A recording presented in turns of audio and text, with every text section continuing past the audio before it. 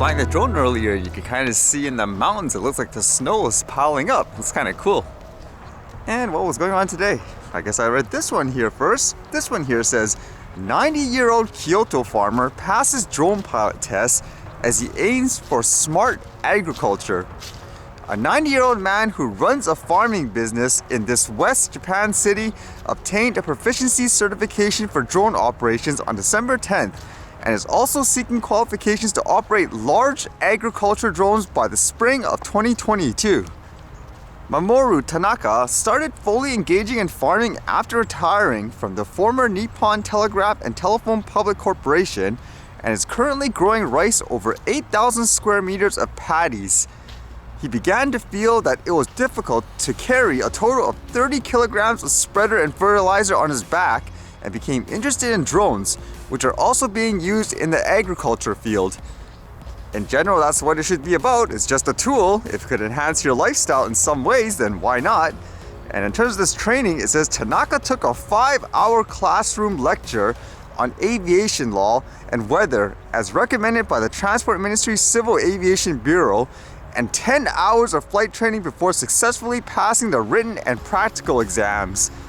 Just reading that, it's kind of funny just from the news from the other day about the police only having maybe, 2 to 3 hours of total flight time. And this guy already has 10 hours, so he has more than the police, it seems like. And this phrase kind of got me thinking because it says here, quote, "It was difficult to grasp the distance visually," the 90-year-old recalled of the practical tests. He had no trouble flying the drone while standing up and impressed the instructor with his stability. In general, most of the drones, in terms of, let's just say, off-the-shelf ones, are pretty easy to actually operate overall. You just need practice. And I guess this is an example. Regardless of age, you can get into it.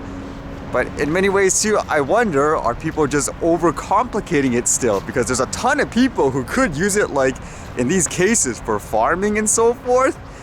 And they just make it sound like a huge manned aircraft in many ways when it's not. Because if it's a GPS drone, for example, it pretty much stabilizes itself. And I could imagine here, if you're just flying it like in a little field or something like that, then again, it just seems like a lot of people are just out of touch when they create the regulations. I think a funny one here anyways, it was an example where you're not allowed to carry like living creatures, that's what they say, I guess, like for drones, like here.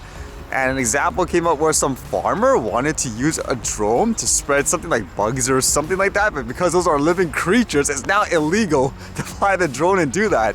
So in many cases, like here, it just seems like people are out of touch, but hopefully, I guess a new generation of people, hopefully, will correct all of that. It'll just take a while, like everything else, unfortunately. And this was kind of fascinating, where I read before where there was a reporter in the US named John Stossel, and he was suing Facebook, I guess, for defamation. It had something to do with him making a video. It talked about environmental issues, and for some odd reason, his video was flagged as, I guess you could say, misinformation by their, quote, fact-checking. So he started the lawsuit, and here's the interesting thing, where apparently Facebook's defense was something like, well, their fact checkers are just opinions, so they cannot be held liable if they say label a material a certain way, which is kind of fascinating. Like here, this person says, in our lawsuit for John Stossel, Facebook is admitting that their fact checkers are really opinion slingers, nothing more. That's their defense to our defamation lawsuit. Okay, that's actually interesting. So it says here in the article, stunning, Facebook court filing admits fact checks are just a matter of, quote, protected opinion. Surprisingly little attention is being paid to a bombshell admission made by the attorneys representing the corporation formerly known as Facebook Inc., which has now transitioned into Meta Platforms Inc. In a court filing responding to a lawsuit filed by John Stossel claiming that he was defamed by a fact check Facebook used to label a video by him as misleading, Meta's attorneys assert that the fact check was, quote, I guess an opinion, not an actual check of facts and declaration of facts. Under libel law, opinions are protected from liability for libel. So you can see in this section here, I guess with their response, it says beyond this threshold, section 230 problem, the complaint also fails to state a claim for defamation. For one, Stossel fails to plead facts establishing that Meta acted with actual malice, which, as a public figure, he must.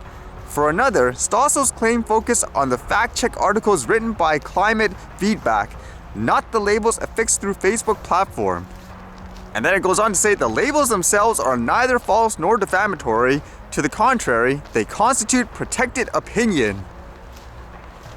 So I'm trying to wrap my head around this. Essentially, a lot of the platforms, people are arguing they've been censoring people, where if they say a certain thing about a certain topic, they will be labeled as, I guess, misinformation or something like that by some kind of fact check, like in Facebook, for example, even if what they write is 100% accurate.